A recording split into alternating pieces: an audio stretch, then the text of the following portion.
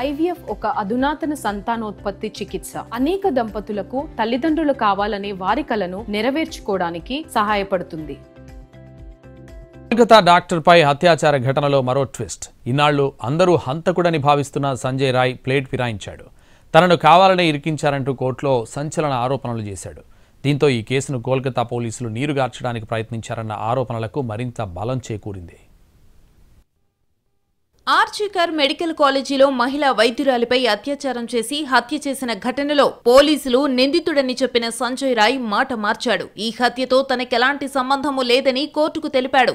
తనని కేసులో ఇరికించారని చెప్పుకొచ్చాడు. పాలిగ్రాఫ్ పరీక్షకు సంబంధించి న్యాయమూర్తి ప్రశ్నిస్తున్న సమయంలో సంజయ్ రాయ్ ఈ వ్యాఖ్యలు చేశాడు.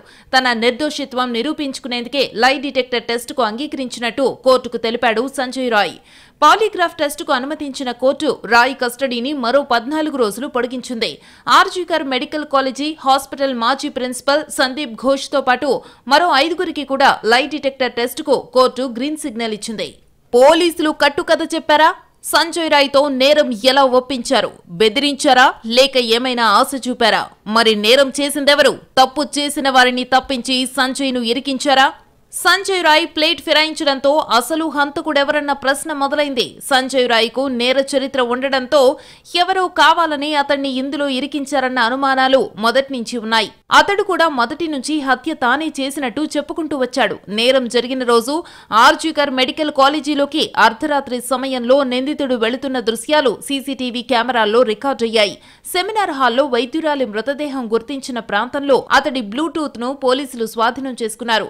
ఈ సీసీటీవీ రికార్డుల ఆధారంగానే ఈ కేసులో నిందితుడిని అరెస్టు చేసినట్టు పోలీసులు చెప్పారు. కానీ ఇప్పుడు సంజయ్ స్టేట్మెంట్ తరువాత పోలీసులు ఆడిందంతా నాటకమని అర్థమవుతోంది. అసలు నిందితులను తప్పించి సంజయ్ రాయ్ను ఇరికించారన్న అనుమానాలకు బలం పెరుగుతోంది.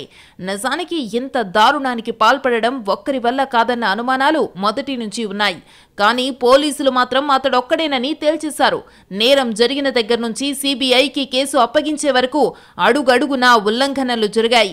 క్రైమ్ సీన్ మార్చేశారు. నేరస్తులను తప్పించారు. హడావిడిగా అంత్యక్రియలు నిర్వహించారు.